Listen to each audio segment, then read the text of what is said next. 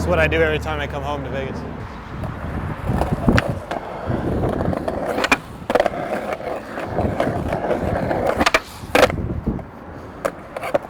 Welcome to Las Vegas. That's all we have. A sign, some casinos, mountains.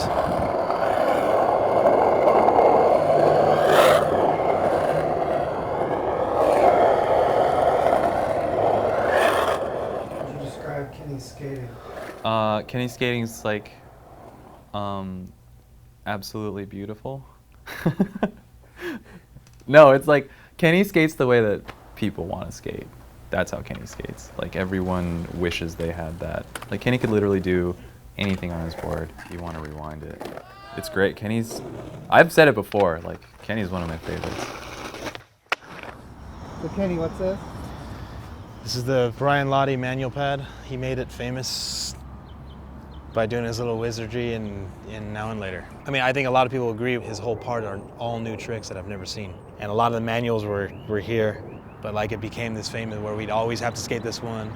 Anyone would come in town, they would ask for this one. This is it, that's all it is. They put the yellow things up. They skate-proofed it, but you can go in between them. We're gonna try one of his tricks he did, right?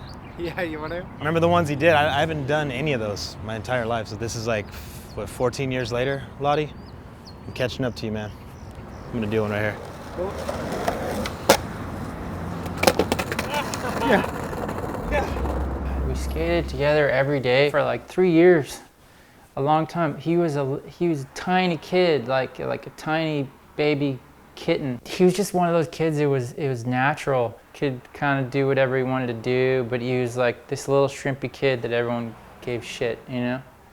And he had like long hair and a ponytail, so everyone gave him extra shit because of that. Yeah.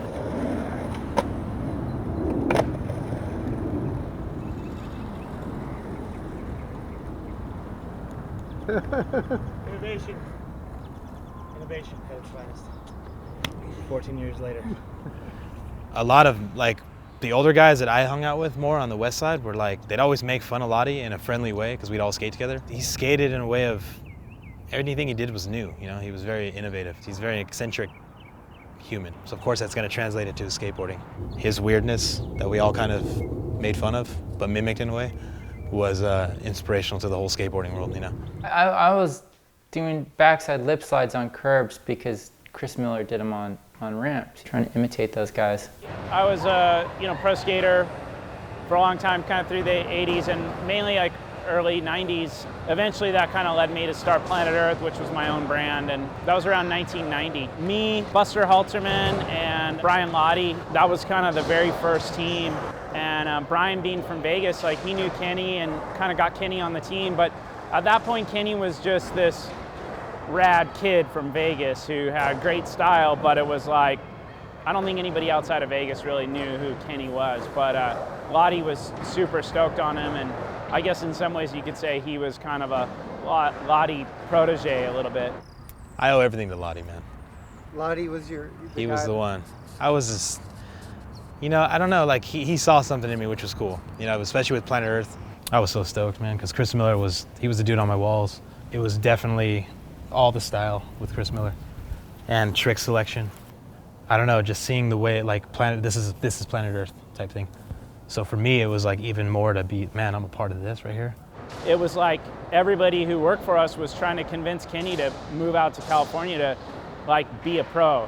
And I think everybody was trying to convince him to, you know, basically of how good he was. And it was almost like, I don't know if Kenny just didn't know how good he was or if Kenny just didn't care and was just like living his life. Moving out of Vegas wasn't even a thought in my mind. Finishing high school and just being, I mean, when you're sponsored at 14, you're ninth grade, and even filming, I was one of the, like, I don't want to film, I don't want to do that. And then they said, I remember around 17, FELIX actually was a team manager. He wrote me a letter saying I was going to get kicked off if I didn't film stuff. He's one of the most naturally gifted skaters that I've ever met. You know, he's just so smooth and so poised in the way he skates and, you know, just his coordination and stuff. So, again, there was like, I think Kenny wanted it, but he almost had a reluctance. And I heard a story later saying like I was Lotti's boy. He'll come through. Just have faith in him. That's probably why I didn't get kicked off. again, because of Lotti, like just because I was Lotti's boy from Vegas. 18, I think, right after high school, they called me up to like offer me to go on a tour. That was my first skate tour ever. Yeah, they're filming for Hiatus. I'm gonna do this, I'm gonna move out and just get out of Vegas. I found myself, I was about to get a job in a casino, I was about to get a roofing job. I thought about going to the military. I was like, kind of lost. Same time, I'm a sponsored skateboarder. You know, I just didn't really care or know what I really had, I guess. And then within a year, I was pro for Planet Earth and Converse at the time. I remember just being so fired up, man. Like I had this fire again. Like I cared so much now, the act of skating, learning new tricks. I just love the fact that people were all skating, you know, because I was around not much here. Especially in skating at that time, there was always like people switch teams so often and stuff, and it was like, I guess that wasn't that uncommon, you know. And with Kenny, it was one of those things. I think that we had a relationship. I mean, Planet Earth in general had a relationship with everybody who was involved in it. That it was family. I don't think Kenny was necessarily the biggest name in skateboarding or anything, but the biggest names in skateboarding all admired Kenny. Now, I tried to get Kenny on Enjoy in 2000 when he rode for Planet Earth, and he wouldn't do it. He told me, he's like, I'm going to ride for Planet Earth until they go out of business. I don't know when that is, but he told me he's going to ride for Planet Earth forever. And he did. And he did. Earth wasn't going yet. I kind of knew it was, but I was going to stay loyal to Chris no matter what. So if Earth was going to go down, I was going to go down with it, and whatever offer stood after that was what I'd have. Rick came up to me, this contest, just Rick style, like, hey, what's your deal? What's your deal? I'm going like, what do you mean, what's my deal? Like, even though I was hoping so bad, like what's he talking about, you know? I mean, we didn't really know him, but we were all like, dude, that dude's so sick. Like, again, we weren't gonna steal him, but like, if anything ever happened, as soon as Planet Earth was having trouble, we definitely were like, Kenny, you could come hang out over here. Even my friends, man, they're like, I can't, what would you ride for outside of Earth? I'm like, I don't know. Like, there's so many companies I like, but not really, I don't even know. Like, I would love, like Girl and Chocolate were my favorites, you know? Just because of what it represented, like all the flavor with it, and like from Keenan to like Shamil, Ben Sanchez, like OG, like Chico, you know, Richie Mulder, and I don't know, they just had a cool vibe that I felt like it fit more with me. To find out that Planet Earth went under and he jumped on Chocolate, I was just like, But it worked out where I was like, oh wow, shoes on the other foot, like I can ride for Chocolate and Kenny rides for Chocolate. I got on at the end of Yeah Right. It was like a culture shock getting on, like, I'm gonna be part of Yeah Right.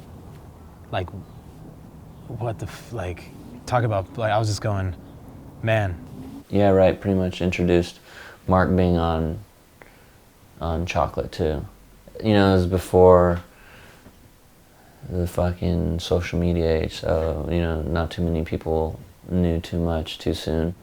In the beginning, it was like any like superstar dude would just go to girl kind of thing, you know. When Marc got on Chocolate, that like was kind of like changed that a little bit. They do run a lot of stuff by us, you know, because it's a cohesive group, you know, it's a team. So they do run it past us, you know. They said, you know, hey, we want to put on Marc and Kenny. What do you think about that?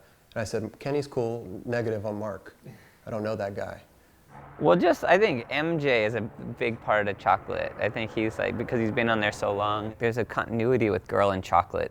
Because Rick and Mike are so involved in the casting of the team and who gets on, and also just sort of sets the tone. They still are in the van, they're still on tour, they're still out skating with everyone. They sort of set the tone for the spirit. And I don't know, there's a real team feeling in a sport that's not a team sport. There's still like a camaraderie and a support and a friendship at the heart of the team. The first video that we started working on, like after I got on, was the Hot Chocolate tour. Spike got all that stuff sorted out in Boston, getting all those kids together through a shop somehow. Spike went on that whole tour, and like we did skits along the way. Where that tour was one of the all-time best, you know, from doing the skits, from the team alone, it was just so awesome.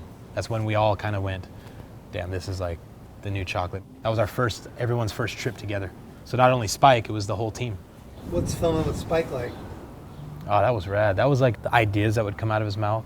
He's one of those guys that makes you think anything is possible. I remember being so inspired by listening to him and seeing how he would just direct things. He's a grown-up little kid, man. It's awesome. Yeah, Kenny and Mark, and then when they got on, I was like, dude, you know, I got stoked, dude. It brought like a big push for chocolate, man. They kind of needed to build chocolate as its own brand, like chocolate is chocolate, not girl and chocolate. And I think that's what the whole purpose of the Hot Chocolate Tour, you know? And chocolate had such like a rich, I don't know, man. I've always tried to figure out the word for what the feeling it gave you. I would just always be like, God damn, these fucking graphics are insane, you know? Like Evan's artwork, and I just, holy shit, man. These are from, I think, 97. So this is like, I did this series of portrait boards, and I did this one, which were the first two series I ever did. I don't know if I can claim that this is the first series of skateboards this was ever done on, but it was definitely, I don't think I had ever seen it done before. A series where, like, when you put the boards together, it makes one continuous scene. Those HECOX, those Evan boards, because that's what I remember growing up, just like, that represented chocolate to me, that board. I remember I wrote a Polo one I had a couple Polo boards. That graphic just defined like everything chocolate was about. Just the fact that Gino and Keenan were on it, and then like, I did really like the flavor of it back then too. Like, it was really original and it was cool. So this is the one I was talking about. Of the first two board series I did was that city series, and then this one of these portrait graphics. I've been like really got into these posters by these Russian guys, the Steinberg brothers, back in like the 20s and stuff. They were kind of done this way.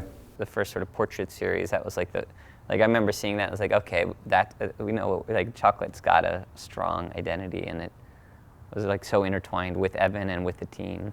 The art department's been made from the beginning, like I don't even know if we did it so intentionally, but like by hiring Andy created a real art department. Almost in the same way the team is a team, the art department is a team. Originally, the style of chocolate, I mean, we tried to do some different things with it, and we just were kind of feeling our way around, and we brought in different people to help out with graphics. Eventually, I found Evan HECOX, because every month in the snowboarding mags, he would have, the ad for Twist would always be a drawing of his, and they were super cool.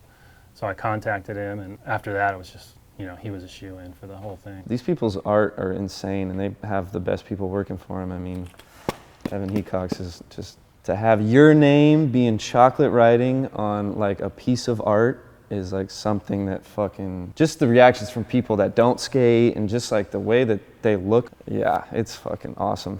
I would say a lot of our graphics are better than girl graphics. Yep.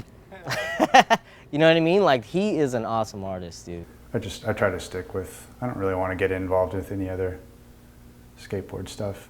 These guys are good, just stick with chocolate. Good people, good company, good, you know, just be consistent.